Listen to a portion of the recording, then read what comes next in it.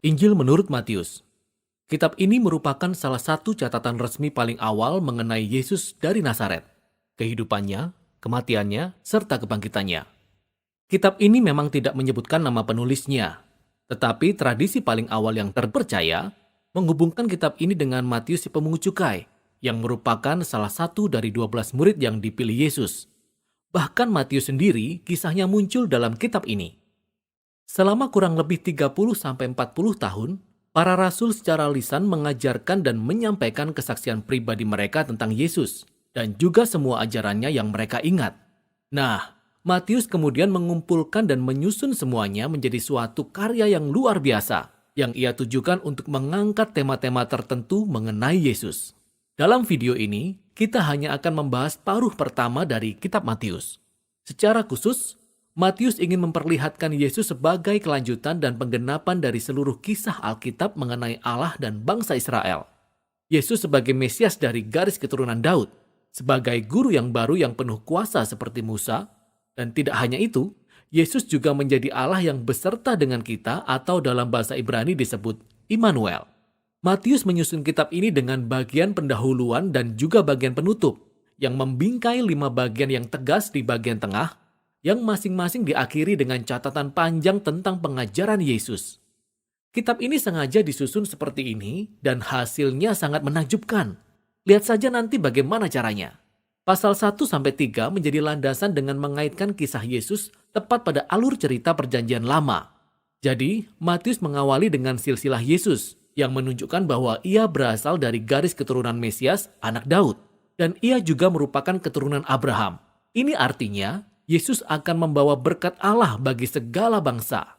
Setelah itu, kita akan mendapati kisah yang sangat terkenal tentang kelahiran Yesus yang merupakan penggenapan dari nubuatan para nabi dalam Perjanjian Lama, di mana bangsa-bangsa akan datang untuk menyembah Mesias yang akan lahir di kota Bethlehem. Tetapi lebih dari itu, Yesus dikandung dari Roh Kudus dan namanya Immanuel.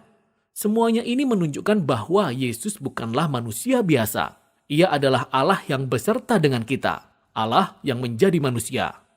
Jadi pada bagian pendahuluan ini, kita dapat melihat 2 tema utama dari kitab Matius. Yesus berasal dari garis keturunan Daud dan ia adalah Immanuel. Akan tetapi Matius juga ingin menunjukkan bahwa Yesus adalah Musa yang baru. Jadi sama seperti Musa, Yesus muncul dari Mesir, ia keluar melalui air baptisan, lalu tinggal di padang gurun selama 40 hari. Kemudian naik ke atas gunung untuk menyampaikan pengajarannya yang baru. Jadi melalui semua peristiwa ini, Matius menegaskan bahwa Yesus adalah sosok yang telah dijanjikan, yang lebih besar dari Musa. Ia akan membebaskan bangsa Israel dari perbudakan. Ia akan memberi mereka pengajaran yang baru. Ia akan menyelamatkan mereka dari dosa-dosa mereka. Dan akan memulai perjanjian yang baru antara Allah dan umatnya. Persamaan antara Yesus dan Musa ini juga menjelaskan mengapa Matius menyusun bagian tengah dari kitab ini dengan persamaan sebagai berikut. 5 bagian utama dari kitab ini yang menampilkan Yesus sebagai seorang guru sebanding dengan 5 kitab Musa. Yesus adalah seorang guru baru yang berkuasa dalam perjanjian yang akan menggenapi kisah dalam kitab Taurat. Nah, pada bagian pertama, pasal 4-7, Yesus memulai kisahnya dengan memberitakan kedatangan kerajaan Allah. Dan yang paling penting, kerajaan Allah pada dasarnya merupakan cara Allah untuk menyelamatkan seluruh isi dunia melalui Yesus Sang Raja. Yesus datang untuk melawan kejahatan, khususnya kejahatan spiritual, dan seluruh akibat dari serangan iblis, dan penyakit, dan kematian.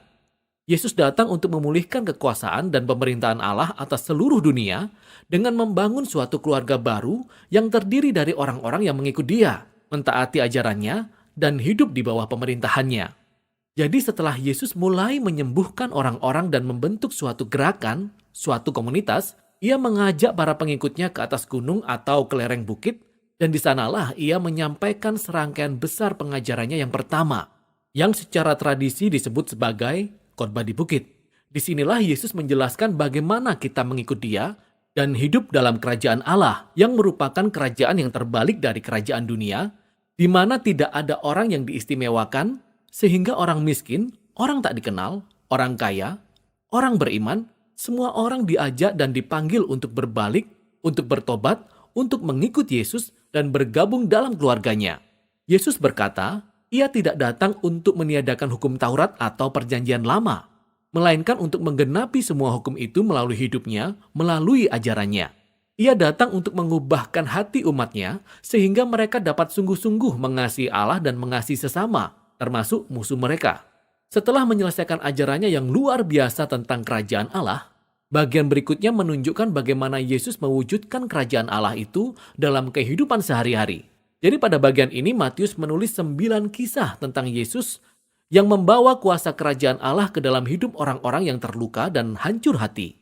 Jadi ada 3 kelompok yang masing-masing terdiri dari 3 kisah yang menceritakan tentang orang-orang yang sakit, yang tubuhnya hancur, atau mereka yang dalam bahaya, dan Yesus menyembuhkan dan menyelamatkan mereka dengan kasih karunia dan kuasanya.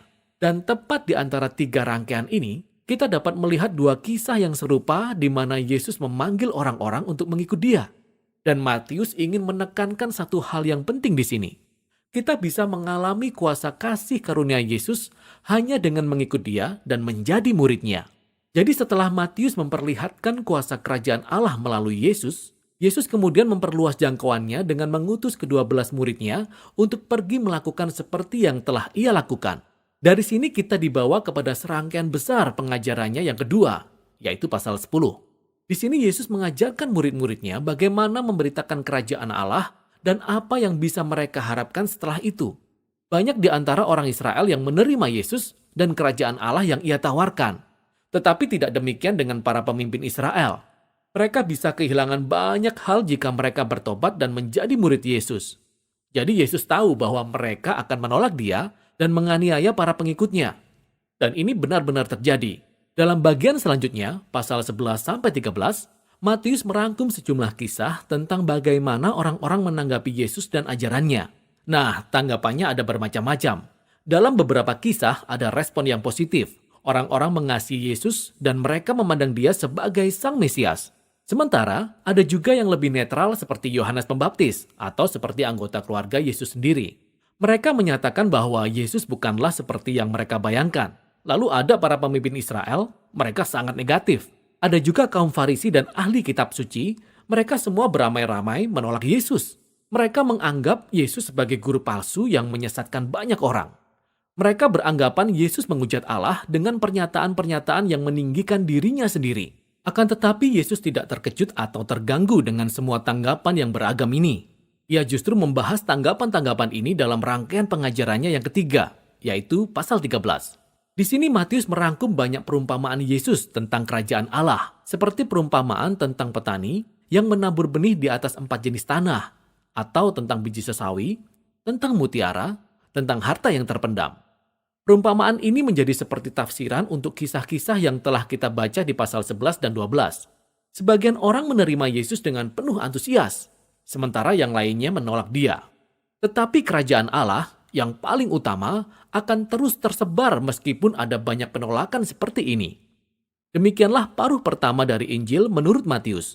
Berikut ini ada beberapa hal lain yang perlu kita perhatikan ketika kita membaca seluruh pasal ini. Ingat, Matius menampilkan Yesus sebagai kelanjutan dan penggenapan dari kisah dalam Perjanjian Lama.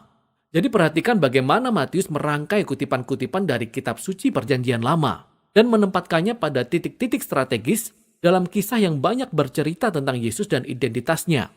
Mari kita berhenti sejenak dan mengambil waktu untuk melihat referensi-referensi ini dalam konteks Perjanjian Lama. Dan kita akan banyak melihat kaitan yang sangat keren dan menarik. Dan yang terakhir, kalau kita perhatikan tipe orang-orang yang menerima Yesus dan mengikut Dia, kita akan banyak melihat bahwa mereka bukanlah orang-orang penting. Bukan siapa-siapa.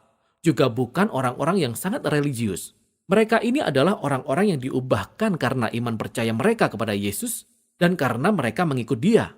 Justru orang-orang yang religius dan tinggi hati yang merasa tersinggung oleh Yesus. Jadi, bagaimana kelanjutan dari konflik antara Yesus dan para pemimpin Israel ini? Inilah yang akan menjadi inti dari paruh kedua kitab Matius.